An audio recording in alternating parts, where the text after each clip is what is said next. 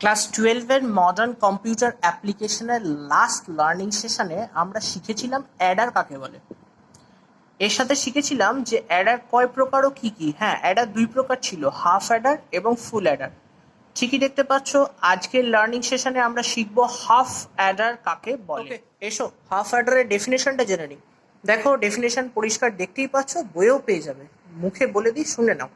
Half Eder হচ্ছে একটা combinational logic circuit যেটা কিনা দুটো বিট ইনপুট হিসাবে গ্রহণ করে। হ্যাঁ, দুটো মাত্র বিট, তার বেশি ইনপুট হিসাবে গ্রহণ করতে পারে না। এই দুটো বিটের মধ্যে যোগ সম্পাদন করে এবং তাদের আউটপুট হিসাবে সাম এবং ক্যারি। প্রত্যেক লার্নিং সেশনেই বলে থাকি, যে কোনো কম্বিনেশনাল লজিক সার্কিটেরই যখন সংজ্ঞা লিখবে সাথে ব্লক ডায়াগ্রাম আঁকতেই হবে, কারণ নাম্বারটা ভালো পাওয়া যায় সেক্ষেত্রে। দেখো, এখানে হাফ অ্যাডারের একটা ব্লক ডায়াগ্রাম তোমরা দেখতে পাচ্ছ। দেখো, বাম দিক থেকে দুটি ইনপুট লাইন এসে যুক্ত হয়েছে। আমরা এখানে ইনপুট লাইন দুটোর নাম দিয়েছি এ এবং বি। এগুলো দুটো ভেরিয়েবল নেম, তোমরা চাইলে যে কোনো নাম দিতে পারো। আচ্ছা, এই দুটো ইনপুট লাইন এসে যুক্ত হলো, এই হাফ অ্যাডারের মধ্যে যোগ সম্পাদিত হবে এবং আউটপুট হিসাবে সাম এবং ক্যারি প্রডিউস করবে এই হাফ অ্যাডার। ব্লক ডায়াগ্রামের পরে লজিক্যাল এক্সপ্রেশন। হ্যাঁ, হাফ অ্যাডারের দুটো আউটপুট প্রদান করে, আগেই শুনেছো, একটা হলো সাম আর একটা হলো ক্যারি। দেখো, সাম ইকুয়ালস টু লেখা হয়েছে এ এক্সর বি। দেখো, এক্সর এই লজিক্যাল অপারেশনটা তোমরা ক্লাস 11-এ পড়েছো। আর ক্যারি ইকুয়ালস টু কি, এ অ্যান্ড বি। হ্যাঁ, এটা ডট দেওয়া আছে, কিন্তু উচ্চারণ করার সময় তোমরা বলবে এ অ্যান্ড বি, কারণ অ্যান্ডের চিহ্ন হলো ডট। হাফ অ্যাডারের লজিক্যাল এক্সপ্রেশন কিভাবে বানানো হলো বা ডিরাইভ করা হলো সংক্ষেপে বলে দিই, বইয়ে থাকবে না, খুব ভালো করে শুনে নেবে। দেখো, এই যোগটা তুমি হাফ অ্যাডার দিয়ে করার চেষ্টা করছো, তো ওপরের বিটগুলোকে আমরা প্রথম বিট হিসাবে ধরবো, নিচের বিটগুলোকে আমরা দ্বিতীয় বিট হিসাবে ধরবো। দেখো, যখন আমরা যোগ করি তখন একে একে যোগ করি, মানে এই দুটো বিটের মধ্যে প্রথম যোগ হয়। তাহলে ওপরের বিটটা হলো প্রথম বিট, নিচের বিটটা হলো দ্বিতীয় বিট।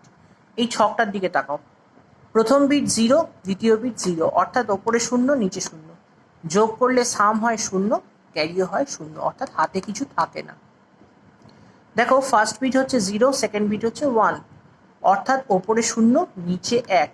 যোগ করলে সাম হয় 1 আর ক্যারি কিছু থাকে না, তাই 0। ফার্স্ট বিট 1, সেকেন্ড বিট 0, অর্থাৎ ওপরে 1 নিচে 0, একই ব্যাপার। যোগ করলে তুমি সেই 1ই পাবে সাম হিসাবে, আর ক্যারি কিছু থাকবে না, তাই 0। শেষটা বেশ ইন্টারেস্টিং। দেখো, 1-এর সঙ্গে 1 যখন যোগ করছো, তখন 1-এর সঙ্গে 1 যদি তুমি ডেসিমালে যোগ করো, আনসারটা হয় 2। কিন্তু 2 যেহেতু ডেসিমাল নাম্বার, তাই তুমি এখানে সাম আর ক্যারি হিসাবে লিখতে পারছো না। তাহলে 2কে তার বাইনারিতে কনভার্ট করতে হবে, সেটা কত, 1 0।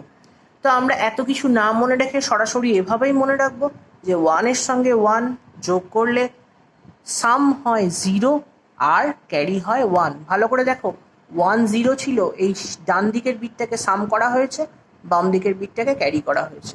তাই 1-এর সঙ্গে 1 যোগ করলে কি হয়, সাম হয় 0 আর ক্যারি হয় 1। এবার বোঝাবো যে এই যে ক্যারির এক্সপ্রেশনটা, এটাকে এ ডট বি কেন বলা হচ্ছে। দেখো, এটা একটা ইনপুট সেট, একটা ট্রুথ টেবিল যখন বানাও তখন এটা তার ইনপুট সেট। এই ইনপুট সেটের জন্য তুমি যখন 3টে 0 একটা 1 এই আউটপুটটা পাচ্ছ, এটা একেবারেই অ্যান্ডের আউটপুট, তাই এটা ক্যারি এ ডট বি বা এ অ্যান্ড বি ডিরাইভ করা হয়েছে। বেশ, আবার একই ব্যাপার, এটা যদি ইনপুট সেট হয় এবং তার জন্য যদি 0 1 1 0 এই আউটপুটটা পাওয়া যায়, তাহলে সবসময় জানবে যে তুমি এক্সর গেট নিয়ে কাজ করছো, তাই এখানে সামের আউটপুটটা এ এক্সর বি হয়েছে। এবার এক্সর এবং অ্যান্ড যদি ভুলে গিয়ে থাকো, তাহলে আবার বলবো 11-এর সেগমেন্টের ভিডিওগুলো দেখতে পারো। যে লজিক্যাল এক্সপ্রেশনটা এক্ষুনি শিখলে, সেই লজিক্যাল এক্সপ্রেশনের ওপর ভিত্তি করেই তোমাকে ট্রুথ টেবিল বা সত্য সারণী বানাতে হবে। ট্রুথ টেবিল বা সত্য সারণী বানাতে তোমরা ক্লাস 11-এ শিখেছো। যদি কারো কোনো প্রবলেম থাকে, আমাদের ক্লাস 11 সেগমেন্টের ভিডিওগুলো ভালো করে দেখতে পারো, সেখানে সুবিস্তারিতভাবে আলোচনা করা আছে কিভাবে সত্য সারণী বানানো যায়। তবু আমরা এখানে আরেকবার নতুন করে আলোচনা করে দিচ্ছি তোমাদের সুবিধার্থে। দেখো, একটা ট্রুথ টেবিল বানাবার সময় দেখতে হয় ইনপুট কতগুলো আছে। দুটো ইনপুট আছে, আমরা ধরে নিয়েছি এ এবং বি। তো এখানে দেখো, number of input bits N, কতগুলো, দুটো। তাহলে তোমার ট্রুথ টেবিলে ইনপুট কলাম মানে কতগুলো ইনপুট স্তম্ভ বা কলাম থাকবে, দেখো এন, অর্থাৎ দুটো। দেখো এখানে ছবিতে কিন্তু দুটো ইনপুট কলামই আঁকা হয়েছে। বেশ, এবার কতগুলো রো থাকবে সেই প্রশ্নে আসো। দেখো নাম্বার অফ ইনপুট রোজ দেখতে পাচ্ছ, নাম্বার অফ ইনপুট রোজ কত আছে, 2n। এখানে দেখো n এর ভ্যালু হলো 2, মানে দুটো ইনপুট পেয়েছো তুমি। তো 2 করলে কত হয়, 4, অর্থাৎ তোমার ট্রুথ টেবিলে 4টি রো থাকবে। দেখো তোমার ট্রুথ টেবিলে গুনে নাও 4খানা রোই আছে। বেশ, এবার আসি এই 4টে রোতে আমরা কি কি লিখবো, যেটা বিজ্ঞানসম্মত উপায় সেটা প্রথমে শেখাই, এসো শিখে নিই। দেখো ইনপুট ওয়ার্ডস বা ইনপুট রাশি সবসময় কত হয়, 0 থেকে রো -1। দেখো 0 থেকে তোমার রো এর সংখ্যা কত এসছে, 4, 4 - 1 করলে কত দাঁড়ায়, 3, অর্থাৎ 0 থেকে 3। এবার ভেবে দেখো তুমি একটা বাইনারি ট্রুথ টেবিল বানাচ্ছ, সেখানে কি 0 থেকে 3 পরপর লিখবে? 2, 3 এই সংখ্যাগুলো তো বাইনারিতে নেই, কিভাবে লিখবে তাহলে?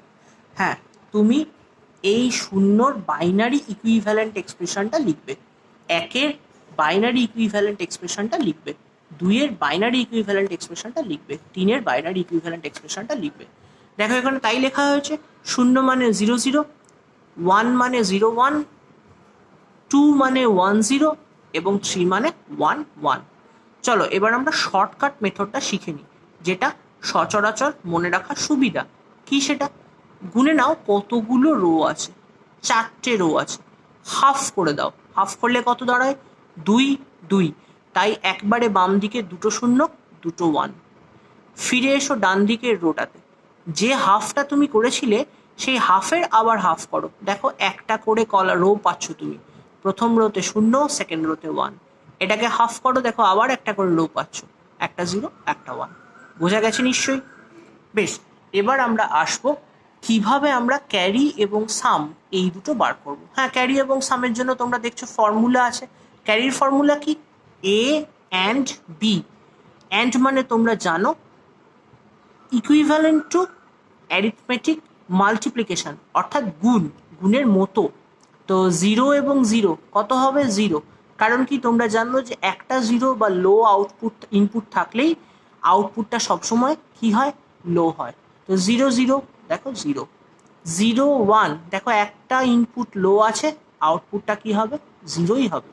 1 0 গুণ করলেও তাই হয়, আবার একটা ইনপুট 0 আছে, তাই আউটপুটটাও 0।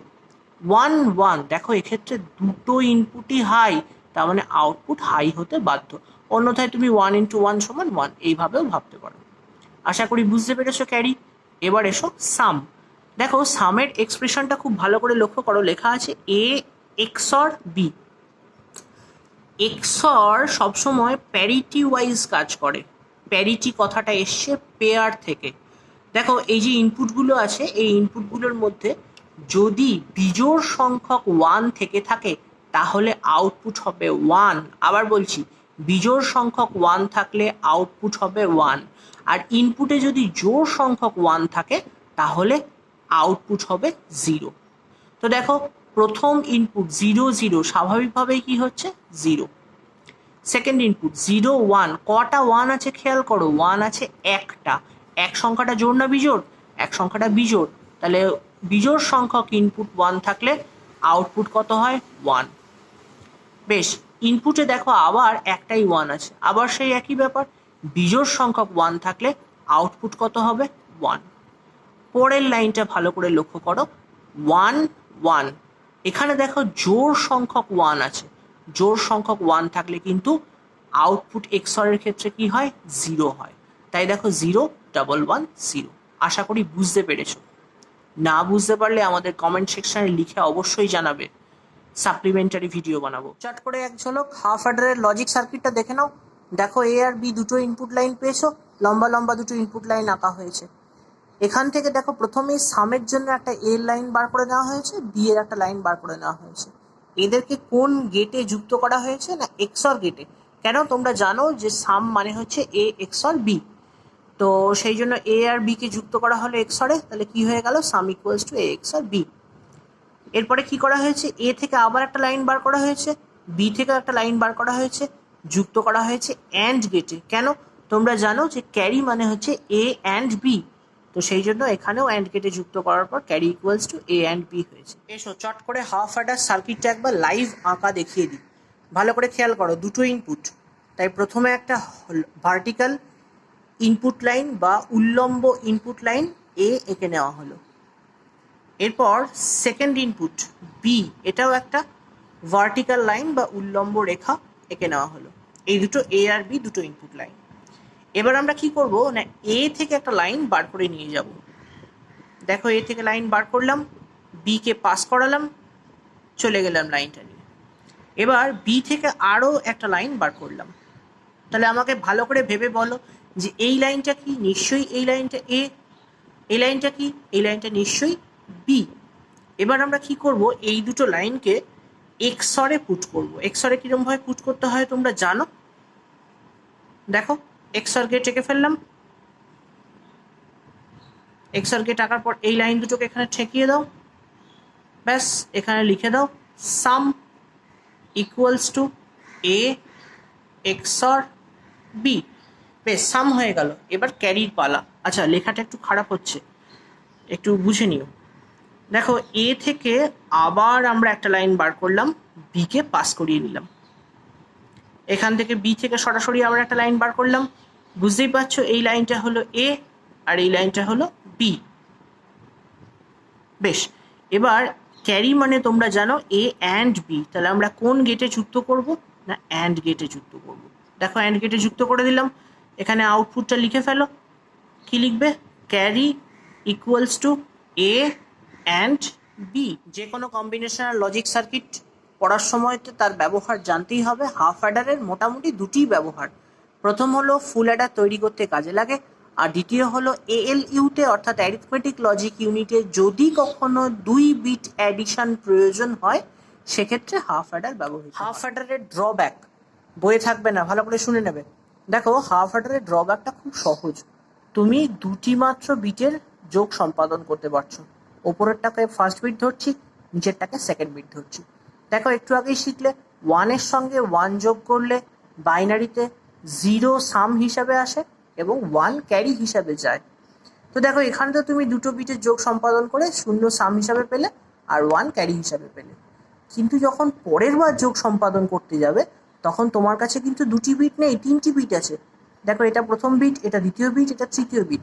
3টে বিটের যোগ তুমি হাফ অ্যাডার দিয়ে করতে পারবে না, ফুল অ্যাডার। লার্নিং সেশনের শেষেই আমরা এই বিষয়টা নিয়ে আলোচনা করে থাকি, আজকেও করব।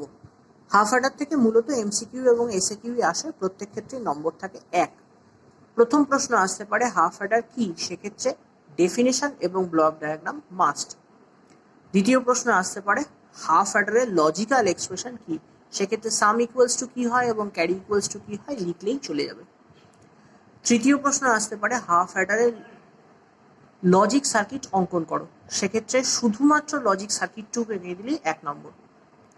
চতুর্থ প্রশ্ন আসতে পারে হাফ অ্যাডারের ট্রুথ টেবিল ডিজাইন করো, সেক্ষেত্রে শুধুমাত্র ট্রুথ টেবিলটুকু ডিজাইন করলেই পুরো মার্কস। পঞ্চম প্রশ্ন যদিও খুব কম আসে, হাফ অ্যাডারের ব্যবহার কি। ষষ্ঠ প্রশ্ন এটাও খুব কম আসে, হাফ অ্যাডারের ড্রব্যাকস কী কী। তবে হ্যাঁ, এই প্রশ্নটা ভাইভাতে, প্র্যাকটিক্যালে যে ভাইভা হয় সেই ভাইভাতে ভীষণভাবে জিজ্ঞেস করা হয়। আজকের লার্নিং সেশনটা এখানেই শেষ হচ্ছে।